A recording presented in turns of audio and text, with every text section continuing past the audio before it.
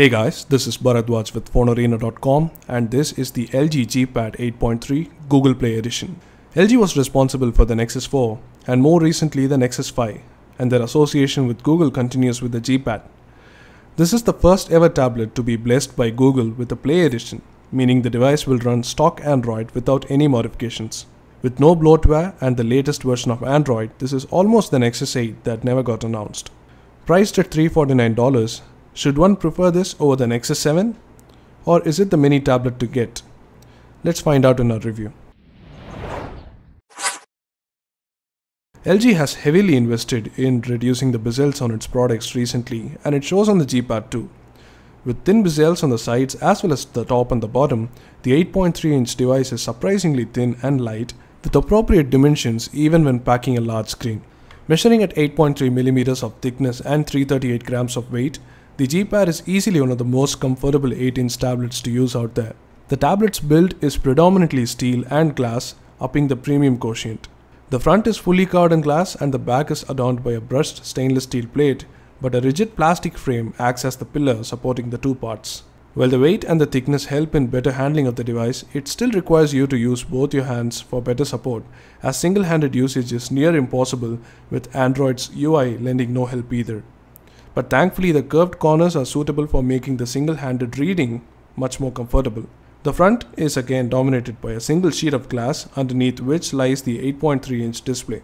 Above the display we have the mediocre 1.3-megapixel front-facing camera and the LG logo right besides it.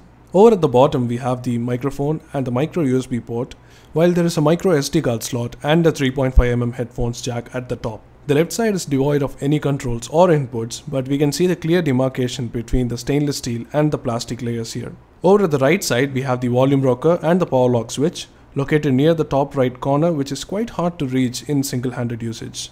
Moving over to the back we have the 5MP rear camera at the top and the dual stereo speakers on the sides. We have the LG logo again in the middle, but that's about it, leaving much of the back to the brushed stainless steel design. The display is a 8.3-inch Full HD IPS LCD with a resolution of 1920 by 1200 and a pixel density of 273 ppi.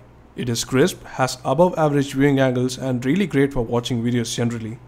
However, we did find the display to exhibit warmer whites than usual, a minor deterrent to an otherwise really good experience.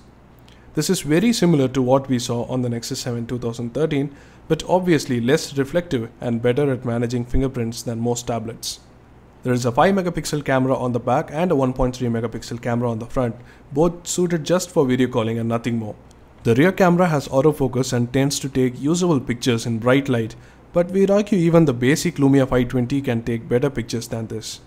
So the camera department is decidedly average, and nothing surprising about it as this is a tablet.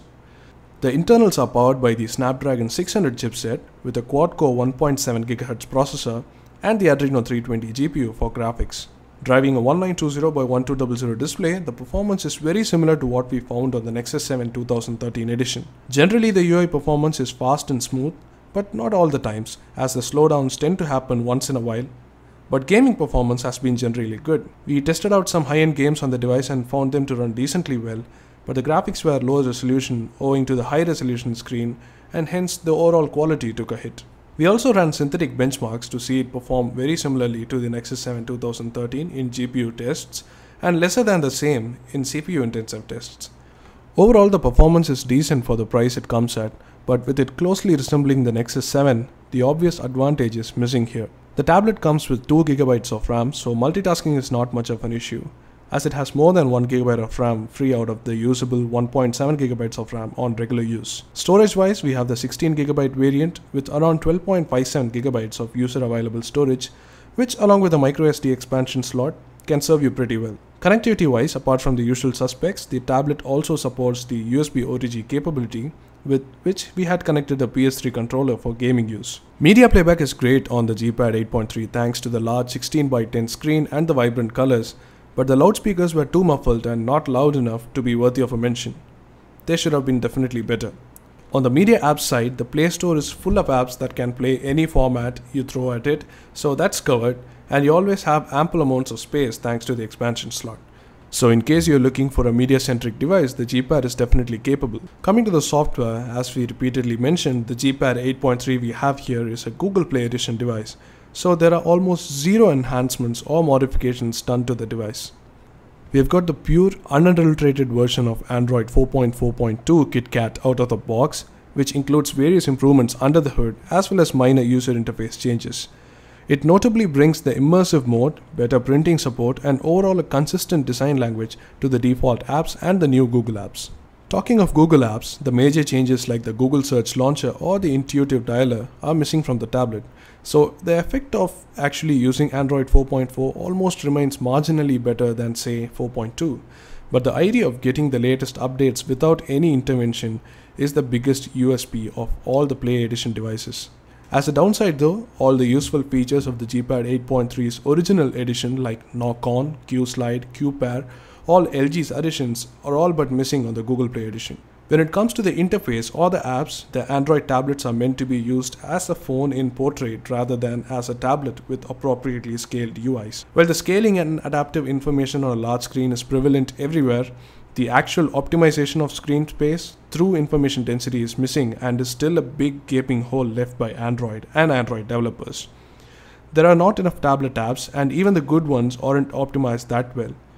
Even default Google apps don't utilize the full screen real estate, like for example Gmail, which refuses to have a dual column layout, or YouTube, which shows very huge thumbnails in portrait when it can easily show two. The list goes on and the work is yet to be done. So apps wise, the iPad mini is still the undisputed leader, and even the Windows 8-inch tablets have a better user interface experience for touch than Android. So Google better get the usable interfaces of Honeycomb and ICS back, or at least release a usable launcher for tablets. Coming to battery life, the G-Pad comes with a 4600 mAh lithium polymer battery, which can last for days on on-off usage of the tablet. We had used it extensively for media consumption and reading, and the battery stayed on for around 5 days in independent on-off usage. In the end, the LG G-Pad 8.3 comes off as a really well-built 8-inch Android tablet that does not offer much as an advantage over the Nexus 7 2013. With nearly exactly the same specifications, it is very hard to recommend a stock Android tablet over the Nexus or the feature-rich custom-skinned counterpart. But if you want a bigger screen and arguably better build quality than the Nexus, go for the G-Pad. But if you just want a mini tablet at this price range, better go for the iPad mini Retina, which is just $50 more and has a lot more apps. And well, that's all for our video review. Do check out our full review at the blog phonearena.com/blog and let us know what you think in the comment section below. We hope you liked this video. If you did, do hit the like button and subscribe to our channel for more reviews like these. Thanks for watching.